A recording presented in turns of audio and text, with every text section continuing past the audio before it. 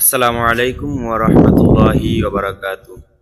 সম্মানিত দর্শক শ্রোতা, আজকে আপনাদেরকে একটি গুরুত্বপূর্ণ কথা বলতে যাচ্ছি। সেটা হচ্ছে যে কি আমাদের 2025-এর যেটা ফিতরা আছে, রমজান মাসের শেষ ভাগে দিতে হয় ঈদ উল ফিতরের নামাজের আগে আগে সদকাতুল ফিতরা। এটা আমাদের ইসলামিক ফাউন্ডেশন থেকে জানা হয়েছে যে 110 টাকা করে প্রতিজনকে 110 টাকা করে দেওয়া লাগবে। এটা হচ্ছে সদকাতুল ফিতর, এটা দেওয়া লাগবে। তো আমরা মুসলমান যারা আছি, ভাই বেরাদার বোনেরা, আমরা প্রত্যেকে এটা দিয়ে থাকি প্রতি রমজানে, ঠিক আছে। কিন্তু এখানে একটা সমস্যা হচ্ছে যে আমরা এটা দেওয়ার সময় কাকে দিব এই জিনিসটা আমরা খেয়াল রাখি না। একটা মানুষ তার চলার সাধ্য পরিমাণ আছে, তার চলার মতো একটা সাধ্য আছে, সে কর্ম করতেছে, তার জীবন জীবিকার জন্য যতটুকু সাধ্য চলার মতো একটা ব্যবস্থা থাকে, এরপর আমরা তাকে দিয়ে দিই। কিন্তু এটা কিন্তু গ্রহণযোগ্য হচ্ছে না। ফিতরাটা দিতে হবে এমন একজনকে যার মাও নাই, বাবাও নাই, এতিম, অসহায়, গরিব, একেবারে গরিব, তাকেই দেওয়া উচিত। এমনকি আমরা অনেকেই দিয়ে থাকি মাদ্রাসায়।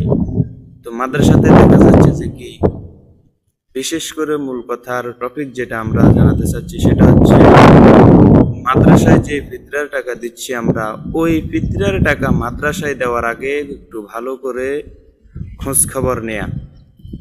কারণ বাংলাদেশের মধ্যে দেখা যায় প্রায় মাদ্রাসাতেই যখন মাদ্রাসায় সদকাতুল ফিতরের আদায় করা হয়, মাদ্রাসায় দেওয়া হয়, তো বিশেষ করে মাদ্রাসার কমিটি পদে যারা আছেন অথবা মাদ্রাসার মুহতামিম যিনি আছেন ওনারা আলোচনা সাপেক্ষে সদকাতুল ফিতরের টাকা যেটা মাদ্রাসার ফান্ডে জমা হয় সেটা থেকে মাদ্রাসার শিক্ষকদেরকে ঈদ বকশিশ দিয়ে দেয়।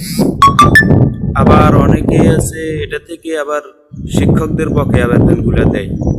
এটা কিন্তু কাম্য নয়, এটা ইসলাম চাচ্ছে না। আপনার ফিতরার টাকা যেটা, সেটা আপনি মাদ্রাসায় দিয়েছেন ভালো, মাদ্রাসার কমিটি এবং মাদ্রাসার মুহতামিম যিনি, ওনারা এটাকে মাদ্রাসায় যেসব এতিম ছেলেরা আছে, ছাত্ররা আছে, মাদ্রাসায় যে অসহায় ছাত্ররা আছে, তাদেরকে হয়তো পাঞ্জাবি অথবা কোনো জামা কাপড় দিয়ে দেওয়া, অথবা তাদের লেখাপড়ার জন্য যেসব বৈশিষ্ট্য সমূহ প্রয়োজন, যেসব জিনিসপত্র প্রয়োজন, ওইগুলো ব্যবস্থা করে দেওয়া, এটাই হচ্ছে নিয়ম। এখন আমাদের বর্তমান সমাজে এটা না হয়ে আমরা প্রত্যেকটা সমাজে এইভাবে চলতেছে যে ফিতরার টাকা দিয়ে শিক্ষকদের বেতন দেওয়া হয়, শিক্ষকদেরকে বকশিশ দেওয়া হয়। এটা কিন্তু উচিত না। তো আমরা যারা সদকাতুল ফিতর আদায় করবো, মাদ্রাসায় দিব, একটু যাচাই বাছাই করে দিব যে মাদ্রাসায় যে আমি সদকাতুল ফিতরের টাকা দিতেছি, আসলে আমার টাকাটা কি কোন পথে যাইতেছে, একটু যাচাই বাছাই করে দিবেন। এতটুকুই আপনাদেরকে জানিয়ে দেওয়া হলো। আমার আজকের এই মূল টপিকটাই হচ্ছে এটা। আসসালামু আলাইকুম ওয়া রাহমাতুল্লাহি ওয়া বারাকাতুহু।